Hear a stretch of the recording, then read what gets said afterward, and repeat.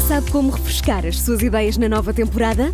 Esta primavera faça upgrade à sua lista de podcasts. Fique sempre à frente da história e garanta hoje acesso antecipado aos Podcast Plus do Observador. Agora, com 20€ de desconto. Assine em observador.pt. Vamos seguir com a análise. Connosco em linha está Rui Pedro Antunes, é o editor de política do Observador. Rui Pedro, muito boa tarde. Costuma dizer-se que os portugueses votam muito com a carteira. Pedro Nuno Santos apresenta aqui muitas medidas que têm influência direta na carteira dos portugueses. Sim, Miguel, olha, isso é de facto uma boa ponto de partida, porque Pedro Nuno Santos faz uma radiografia do país, que parece mais ou menos sensata, identifica aquilo que possam ser as principais preocupações que o governo de Luís Montenegro não responde, ou seja, onde é que possa estar a falhar.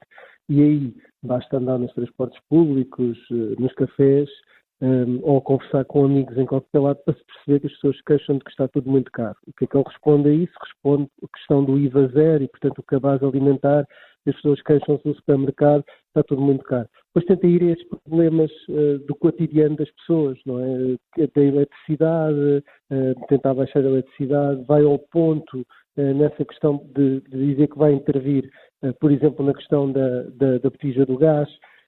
E aí também tem um pendor nesse discurso ligeiramente ideológico. Eu não sei se é bem kirchnerista.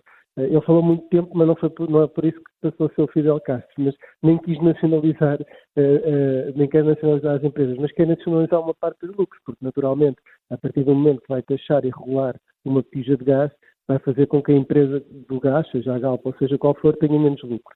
E mesmo, por exemplo, na questão da Caixa Geral de Depósitos, ele diz claramente que os dividendos depois devem ser utilizados para a compra de habitações, consignando esse valor que já era distribuído ao Estado. E, portanto, há aqui uma forma de Pedro Nuno Santos olhar para a sociedade e para as empresas em geral que marca um bocadinho a diferença para aquela que é a posição da Aliança Democrática. E, portanto, eu diria que ele aqui tenta-se, de alguma forma, centrar-se ideologicamente e ir à procura disso que tu dizias que eram os problemas das pessoas.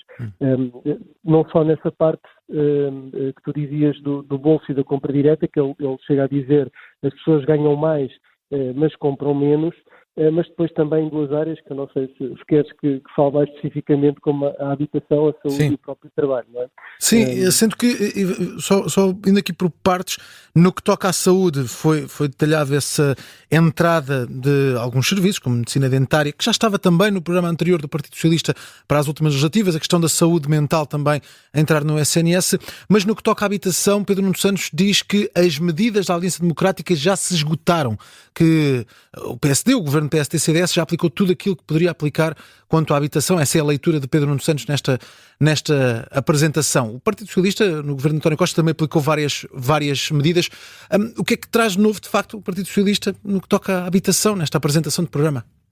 Olha, acabamos de ouvir há pouco ele a falar numa espécie de um apoio à renda que já existia, só que Pedro Nuno Santos quer dar, parece, um salto qualificado. Já existia no tempo do governo do Partido Socialista e alguns contratos eram por 5 anos, ou o apoio era por 5 anos, e portanto ainda se mantém, uma vez que ainda estamos na vigência desse período. E o que me parece que ele quer, embora ele não tenha concretizado, eu não sei, ainda não consegui olhar para o documento para perceber se está lá detalhado, mas parece-me que o que o Pedro Nuno Santos destacou tem a ver com alargar isso à classe média, ou seja, pessoas que não têm dificuldades económicas particulares, mas têm uma taxa de esforço de habitação muito grande e, portanto, alargar esse apoio à renda.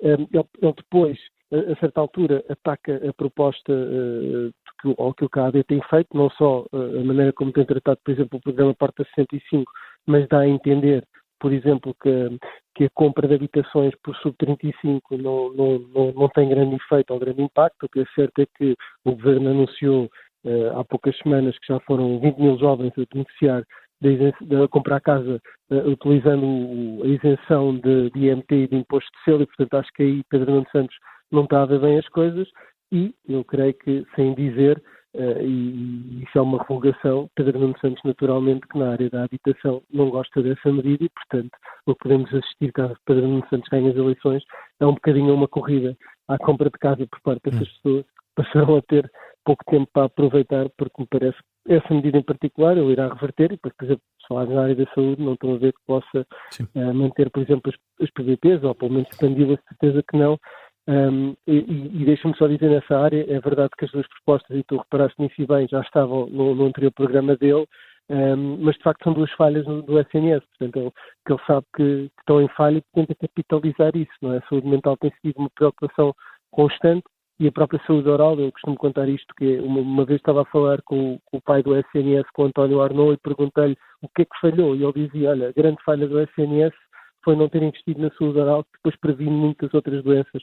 E, portanto, isto é uma área que não se deve, de alguma forma, menorizar, e Pedro Nuno Santos já tinha, até falando, creio, do aparelho do seu filho, Sebastião, etc., já tinha trazido esse ponto para a mesa, ou tinha falado disso, dessa relação, e traz isso mais uma vez para, no fundo, são áreas que estão a descoberto, e, portanto, ele, apostando nisso, quer, obviamente, capitalizar votos. Sim. Nós, de facto, recordando que a última apresentação do Partido Socialista foi também muito longa, a última vez que foi apresentado também um programa, hoje foi um bocadinho mais curta, apesar de continuar a ser longa. E para além de apresentar aqui muitas medidas e detalhar aqui algumas medidas deste programa, Pedro Nuno Santos aproveita, claro, como sempre acontece neste tipo de discursos, para deixar alguns ataques também à oposição, neste caso ao governo da Aliança Democrática e à candidatura do PSD.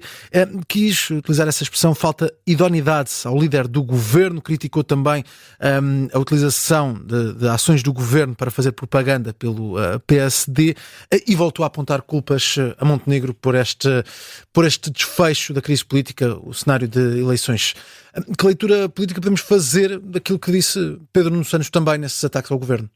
Isto é entre ele e Luís Montenegro, e portanto é normal que ele ataque bastante Luís Montenegro, mas uma coisa positiva é que em 45 minutos 7 ou 8 foram mais para esse lado da idoneidade e da parte da Spinum viva e, portanto, aproveitou o resto para falar de propostas concretas do Partido Socialista. Portanto, foi um discurso também muito construtivo. Mas, claro, está lá sempre o ataque a Luís Montenegro. Tu falas, por exemplo, dessa questão das várias queixas que o PS tem feito na Comissão Nacional de Eleições, mas eu lembro-me, na última campanha, António Costa já estava de saída e antes da publicação do decreto fez 20 inaugurações em poucas semanas. Na altura isso até foi noticiado. Portanto, os governos fazem isto, continuam a funcionar, até porque sabem que têm ganhos eleitorais. E houve outras críticas, essa tu não referiste, mas foi uma curiosa que ele basicamente só faltou dizer, ele que já disse uma vez que queria pôr as pernas dos banqueiros alemães a tremer, só faltou dizer que também punha as pernas de Donald Trump a tremer, criticando Luís Montenegro por não agir rapidamente como o Pedro Seixas, que é socialista como ele, e que em Espanha deu uma resposta, não à altura, mas alguma resposta bastante dura àquilo que foram as tarifas de Donald Trump. Portanto, sim, acho que há essa dualidade, há esse ataque deliberado a Luís Montenegro.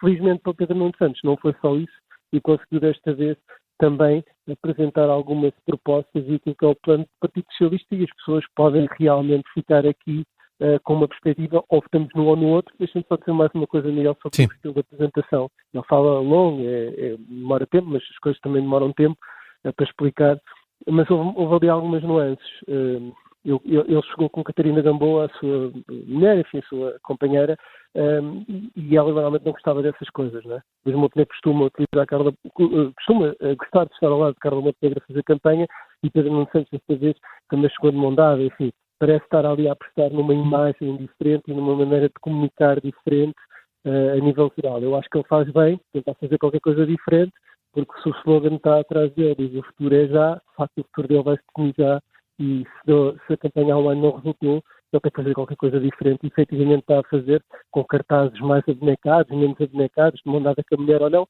e tem certeza que ele tem que tentar fazer diferente, e está a tentar fazer. Depois pode resultar ou não, vamos ver. Vamos ver, a 18 de maio, eleições legislativas antecipadas. Rui Pedro Antunes, a análise também, a apresentação do programa do Partido Socialista aconteceu esta tarde no Parque das Nações, em Lisboa.